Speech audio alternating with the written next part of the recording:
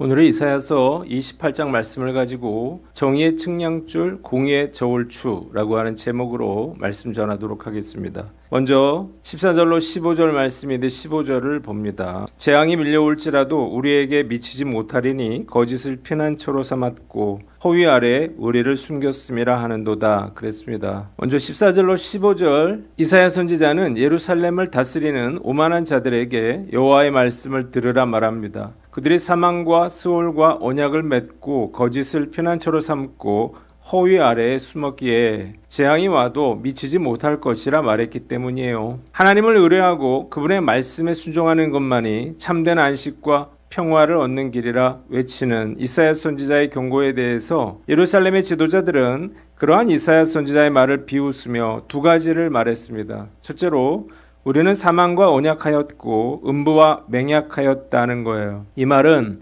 유다의 지도자들이 실제로 나는 죽음과 스올과 계약을 맺었다라고 말했다기보다는 그들이 아수르의 침략을 막기 위해서 애굽과 군사동맹을 맺어서 아수르를 막아보려 한 어리석은 행동을 말하는 것입니다. 애굽은 그들에게 도움을 줄 수 없는 무력한 존재이고 도리어 그들을 사망과 음부로 이끌 것이기 때문이에요. 둘째로 우리는 거짓으로 우리 피난처를 삼았고 허위 아래 우리를 숨겼다고 말을 했는데 이 말씀도 당시 예루살렘 지도자들이 아수르의 위협을 피하기 위해서 겉으로는 아수르에 복종하는 척하면서 뒤로는 애굽과 비밀 동맹을 맺은 것을 의미합니다. 그들이 하나님을 신뢰하기보다 정치적 잔꾀와 속임수가 그들을 안전하게 지켜줄 피난처라고 착각했기 때문이에요. 이사야 선지자의 조롱의 말은 옳았습니다. 결과적으로 아수르가 예루살렘을 침공해 왔을 때에 애굽 왕은 유다를 도와주지 않았기 때문이에요. 본문의 말씀은 인간의 오만과 거짓된 안전지대 그리고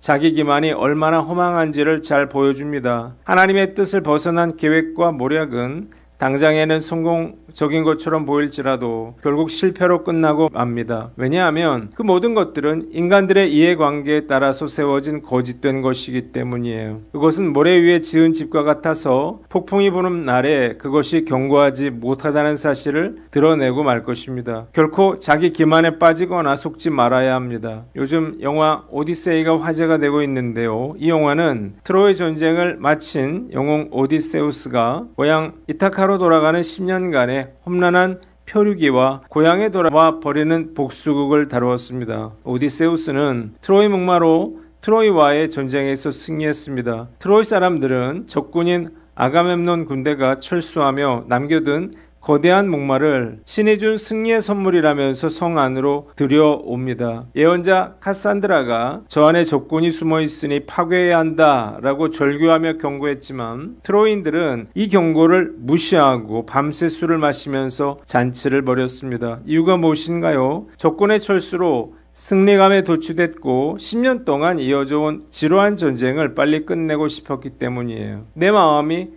정당화와 자기 기만에 빠지면 말씀의 경고나 주변의 영적 조언이 불편한 소리로만 들립니다. 카산드라의 경고를 비웃던 트로이가 그날 밤 잿더미가 된 것처럼 자기 기만에 빠져 하나님의 경고를 가볍게 여기면 파멸에 이르게 될 것입니다. 말씀을 다음과 같이 적용을 해봐요. 첫째로 당장의 성공에 미혹되지 말라는 것입니다. 하나님의 뜻을 벗어난 방법으로 얻은 성과나 안정감에 속지 말아야 합니다. 당장은 잘 돼 가는 것처럼 보여도 결국 무너질 것입니다. 눈앞에 손해를 감수하더라도 오직 하나님의 정의와 공의라고 하는 말씀의 기준을 삶의 표준으로 삼아야 합니다. 둘째로 오만과 자기 기만을 버리라는 거예요. 자신의 경험과 재력, 인맥을 신뢰하는 영적 오만함을 버려야 합니다. 또한 이런 것들이 나를 안전하게 지켜줄 것이라고 하는 자기 기만에서 벗어나야 합니다. 이 세상에 그 어떤 것도 나를 지켜줄 수가 없어요. 오직 하나님만 온전히 의지하며 그분 안에서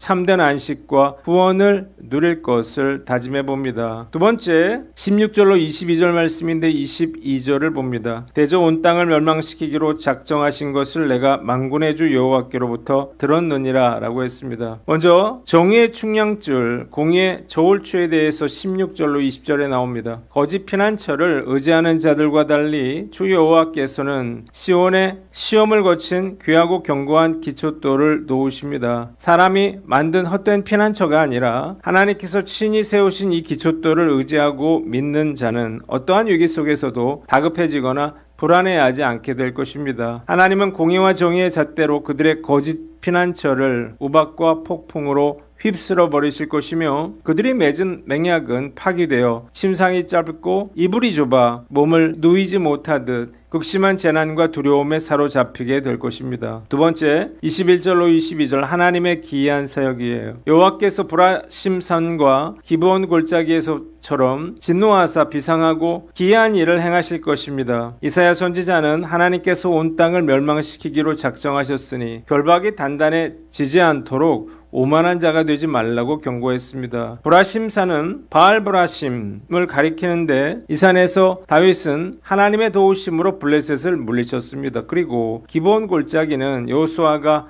아모리 족속에 대하여 승리를 거두고 다윗이 블레셋에 대하여 승리를 거둔 곳입니다. 그러므로 본절은 전에 여호와께서 자신을 업신여기던 이방 세력들을 물리치신 것처럼 여호와에 대해서 냉소적인 남유다를 분명히 응징하실 것임을 밝히신 것입니다. 이러한 여호와의 심판, 곧 선민인 남유다 백성들에 대한 심판은 그들에게 비상한 일로 여겨지게 될 거예요. 그러나 사실 그 비상한 일을 야기시킨 것은 곧 남유다의 비상한 행동임을 기억해야 합니다. 대적을 치시던 하나님이 왜 백성들을 치셨을까 생각을 해봐요. 첫째로 은혜의 특권이 심판의 면죄부가 될 수는 없습니다. 브라심산과 기브온 골짜기는 하나님께서 여호수아와 다윗을 위해서 아모리 족속과 블레셋을 초자연적인 능력으로 멸망시키신 승리의 장소입니다. 그러나 백성들이 하나님을 버리고 오만해지면 과거 이방 대적들을 향했던 하나님의 진노의 칼날이 자기 백성을 향하게 됩니다. 선민이라고 하는 특권의식으로 인해서 영적 오만에 빠지지 말아야 할 것입니다. 두 번째, 하나님의 기이한 심판은 인간의 비상한 죄악에서 시작된다는 거예요. 하나님께서 자기 백성을 심판하시는 것은 매우 이례적이고 비상한 일이에요. 그러나 백성들이 하나님을 향해 냉소적이고 오만한 비상한 행동을 보였기에 하나님 역시 비상한 방식으로 응징하시는 것입니다. 심판의 원인은 인간의 돌이키지 않는 죄악이 있음을 깨달아야 합니다. 실제로 경고를 무시할수록 죄의 결박은 단단해진다는 것입니다. 하나님의 경고를 가볍게 여기고 오만을 버리지 않는 자는 스스로 자기 사슬을 채우는 것과 같습니다. 돌이키지 않는 오만함은 결국 죄악의 결박을 더 단단하게 만들어 마침내 완전한 멸망에 이르게 된다는 사실을 명심해야 할 것입니다. 선지자 요나가 40일이 지나면 니느웨가 무너지리라 라고 선포했을 때에 아수르의 니느웨 왕은 즉시 왕자에서 내려와서 베옷을 입고 제 위에 앉았으며 온 백성과 가축들까지 금식을 시키며 돌이켰습니다. 그 결과 하나님께서는 뜻을 돌이키사 작정하셨던 재앙을 내리지 않으셨어요. 아무리 약한 자라도 회개하고 돌이키면 용서받습니다. 그러나 선민이라도 돌이키지 않으면 화가 임하게 되는 것입니다. 본문을 다음과 같이 적용을 해봅니다. 첫째로 내 안의 기초를 정직하게 진단하라는 거예요. 지금 내가 추진하는 사업과 인간관계, 계획의 기초가 무엇인가요? 하나님의 말씀과 정직에 기반을 두고 있는가? 아니면 당장의 이익과 인간적인 수완이나 편법이라고 하는 모래 위에 올려져 있나요? 하나님이 기뻐하시지 않는 편법과 거짓된 계획이 있다면 즉시 내려놓고 하나님의 정의와 공의 위에 세워야 할 것입니다. 두 번째, 어제의 은혜가 오늘의 은혜가 되어 질 수가 없음을 알라는 거예요. 내가 과거에 이런 은혜를 경험했다. 우리 집안이, 우리 교회가 이런 축복을 받았다라고 하는 과거의 기억이 오늘의 오만을 정당화할 수 없습니다. 과거에 블레셋을 물리쳐 주셨던 하나님일지라도 오늘 내가 죄악과 오만에 빠진다면 그 진노가 나를 향할 수 있음을 기억하고 날마다 두려움과 떨림으로 은혜 앞에 서야 할 것입니다.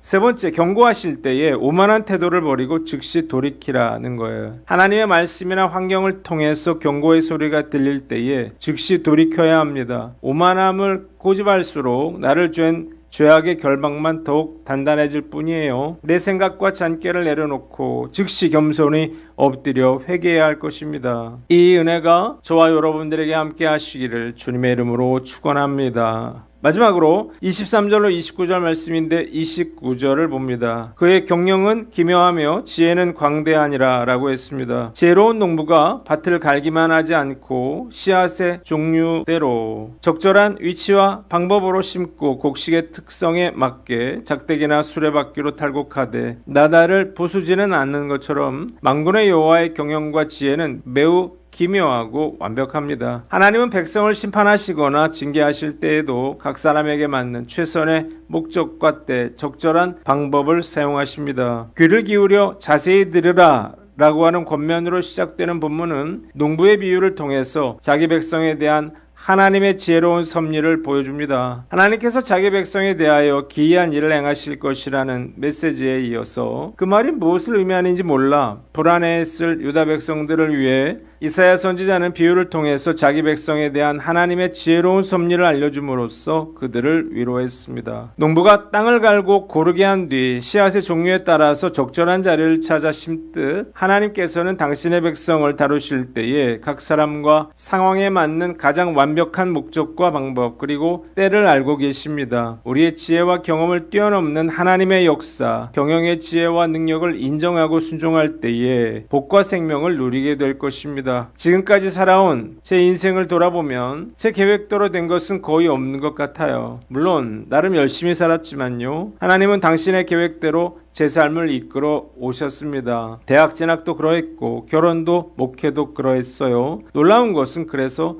너무 감사하고 행복했다는 것입니다. 하나님은 나보다도 나를 잘 아시는 분이십니다. 남은 인생도 하나님께서 인도하시는 대로 이끌려 가야 할 거예요. 그렇게 살 수 있다면요. 저 역시 다른 믿음의 선배들처럼 생의 마지막 순간에 나의 나된 것은 오직 하나님의 은혜였다고 고백할 수 있을 것 같습니다. 본문이 우리에게 주는 교훈이 있는데 하나님의 인도하심에 내 삶을 맡기라는 거예요. 잠언 16장 9절에 사람이 마음으로 자기의 길을 계획할지라도 그의 걸음을 인도하시는 이는 여호와시니라고 했습니다. 이유가 무엇인가요? 우리가 인생의 길을 계획하고 이루는 것처럼 보여도 하나님께서 그 걸음을 인도해 주시지 않는다면 아무것도 이룰 수가 없기 때문이에요. 하나님의 섭리와 인도하심을 믿고 모든 행사를 하나님께 맡길 때 우리의 경영하는 모든 것이 이루어지게 될 줄 믿습니다. 성전 건축을 앞두고 무엇을 어떻게 해야 할지 막막하지만 하나님의 인도하심을 따라 순조롭게 이루어질 것을 믿고 모든 것을 내어드릴 것을 다짐해 봅니다. 기도하겠습니다. 하나님 아버지, 오만과 자기 기만을 버리고 어제의 은혜가 오늘의 은혜가 될 수 없음을 알고 하나님의 인도하심에 내 삶을 맡기게 하여 주시옵소서.